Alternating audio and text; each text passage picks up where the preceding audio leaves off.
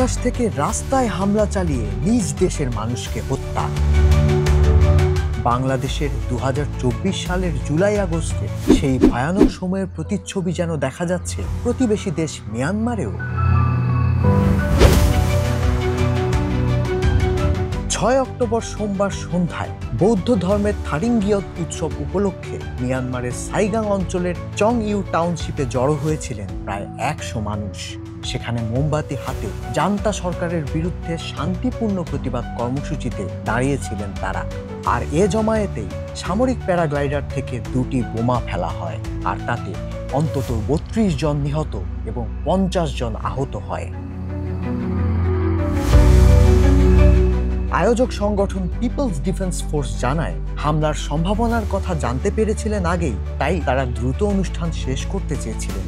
কিন্তু তার আগেই মাত্র ৭ মিনিটেই যেন নেমে আসে নরক। সংবাদ মাধ্যম এএফপিকে স্থানীয়রা জানান, ভয়াবহ এই হামলার পর মরদেহ শনাক্ত করা কঠিন হয়ে পড়েছে।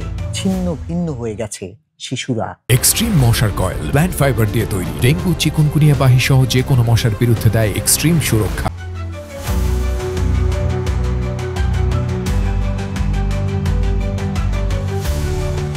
২০২১ সালে জান্তা সরকার ক্ষমতা দখল করে নেওয়ার পর থেকে মিয়ানমারে গৃহযুদ্ধ চলছে। টানা সংঘাতে হাজার হাজার মানুষ নিহত এবং লাখো মানুষ উদ্বাস্তু হয়েছেন।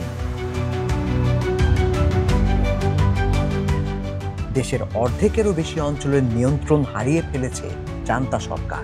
বিশ্লেষকেরা বলছেন, আন্তর্জাতিক নানা নিষেধাজ্ঞায় থাকার পরও চীন ও রাশিয়ার কাছ থেকে অত্যাধুনিক ড্রোন ও সামরিক প্রযুক্তি হাতে পাচ্ছে মিয়ানমারের জান্তা সরকার। বিমান হামলা ও বোমাবর্ষণের মাধ্যমে নিয়ন্ত্রণ ফিরে পাওয়ার চেষ্টা চালাচ্ছে। বিবিসি বার্মিজ জানায়, বিমান ও হেলিকপ্টারের অভাবে প্যারাগ্লাইডার দিয়ে হামলা চালিয়েও এভাবেই মিয়ানমারের নাগরিকদের হত্যা করা হচ্ছে।